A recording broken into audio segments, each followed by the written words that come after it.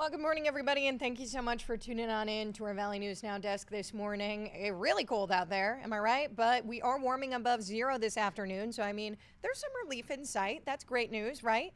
One more time, thank you so much for joining us here. My name is Alex Larson. So we're going to kick things off talking about just that. What is going on outside? Right now, it looks like we're sitting at -7. Whew, ouch. All right, I'll get my screen ready to share with you here. We're over on the Valley News Live website again, -7. Feels like -29. Whew. We're going to improve throughout the day, though, right? Okay, so 15, it looks like we'll get to at about 3 o'clock. It'll be cloudy, mostly partly cloudy for pretty much the entirety of the day. But right now, we are still seeing that first alert weather day. We're kind of calling it a first alert weather morning at this time because of those frigid, hazardous wind chills. But again, we are going to improve.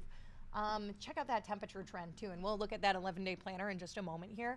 But the temperature trend, check this out, dipping down, right? But look, okay, we're on the come up. We're on the come up. Looks like by early February, we'll be pretty much average, which is great news. 11-day planner here, you can see we're sitting single digits for pretty much the entirety of the week for our highs, our lows. We're going to dip into those negatives still. But as we get on to Sunday this week, 22 for our high, 9 for our low. That's not bad whatsoever. And then as we continue on throughout the rest of the week, I mean, rest of the week, next week, should I say, those 20s, again, not too bad, really. We are out of that, what was it? Man, probably like 5 or 6 days of first alert weather days in a row. That was crazy. Anyways, remember our first alert storm team works very hard to keep you updated in the know with everything that's going on outside, and you can keep track of that over on our VNN weather app, where you can get those forecasts right at your fingertips, free in the App Store, easy to use. No matter if you got an iPhone or an Android, you can get your hands on that. Great tool to have as we continue to take on this winter season. Moving on here, Fargo police are investigating a shooting that happened Saturday in the 2100 block of University Drive South. Officers responding to a report of gunshots at 4:42 p.m. When police got there, all parties had left the scene. A local medical facility confirming an adult man had been dropped off with a non-life-threatening gunshot wound. No arrests have been made in connection with this incident, but police say the involved parties do know each other and the investigation is ongoing. If you do know anything, though, get in touch with police. And in a separate incident, a Fargo man was arrested after a shooting that was not reported until hours after it happened. Police arresting 50-year-old Otis Maxwell Saturday night for aggravated assault. The victim showed up at a hospital Saturday morning with a gunshot wound, telling officers he heard a pop as he was leaving a North Fargo home. He didn't give police much more information about what happened or who he thought shot him, but a witness did come forward saying the shooting happened during an altercation inside a home and that the victim and suspect do know each other. Investigators serving a search warrant at a home on 10th Street North where they arrested Maxwell without incident. He's now in the Cass County Jail. Travis Bell reaching a plea deal in a criminal vehicular homicide case that killed a 6-year-old girl. Court documents filed Friday show Travis Bell agreed to a plea just days before his set trial. Bell's accused in the June 2024 crash near Grand Forks that killed 6-year-old Katarina Luthane. The case drawing attention earlier this month when the North Dakota Supreme Court reversed a ruling that had thrown out breath test evidence, saying Bell voluntarily consented to that test. Details of the plea agreement have not yet been released. Over in Minneapolis, federal agents shooting and killing a man Saturday morning. 37-year-old Alex Jeffrey Preddy, an ICU nurse, died after being shot by a Border Patrol agent. DHS claims self-defense, but Minnesota Governor Tim Walz is calling that nonsense after reviewing videos. Those videos show Preddy was holding a cell phone, not a gun.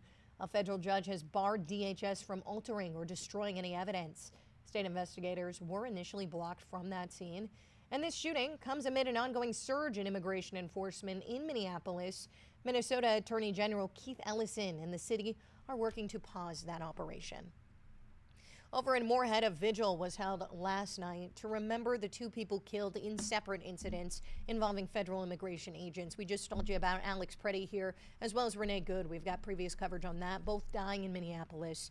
Valley News Team's Harrison Prey reports that their deaths have sparked demonstrations across the nation. Take a listen.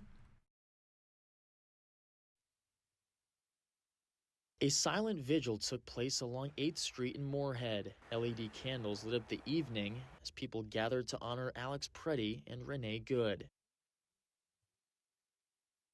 Both were killed in separate incidents involving federal immigration agents in Minneapolis. Good, a mother and poet, was shot by an ICE officer on January 7th. Preddy, a 37-year-old VA hospital nurse, was shot by a Border Patrol officer on January 24th. I came here because what happened to Alex and what happened to Renee was just a tragedy. The vigil was organized by the group Indivisible. Organizers say they just want Alex and Renee to be remembered.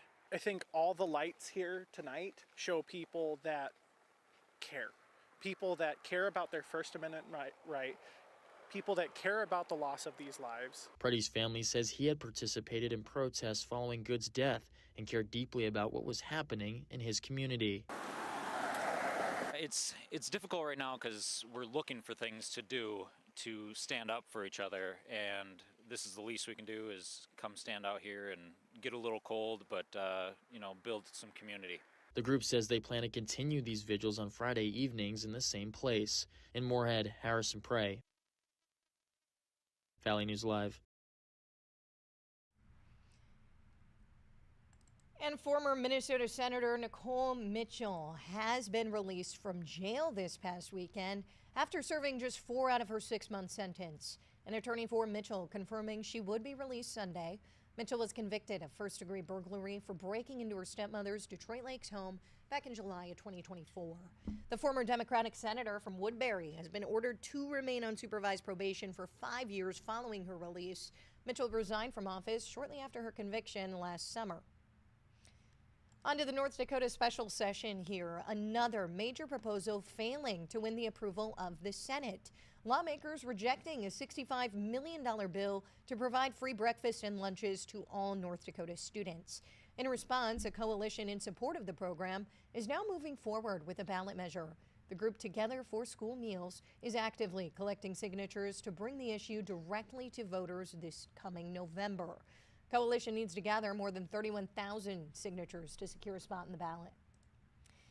And more from North Dakota special session. On day 3, a major bill on the agenda passed the state Senate. Friday morning, lawmakers approving a funding proposal aimed at transforming rural health care. Program set to receive nearly $400 million in federal funds over the next 2 years. Investment is focused on improving telehealth technology and expanding access to worker training. Well, that's about all I got for you here on this Monday morning. Remember, you can catch us streaming over on Facebook, YouTube, as well as our live stream on our website, valleynewslive.com. And, of course, as always, your free VNN News app. I power this thing up around that 7:30 time frame to bring you the top local stories that we've been covering this morning.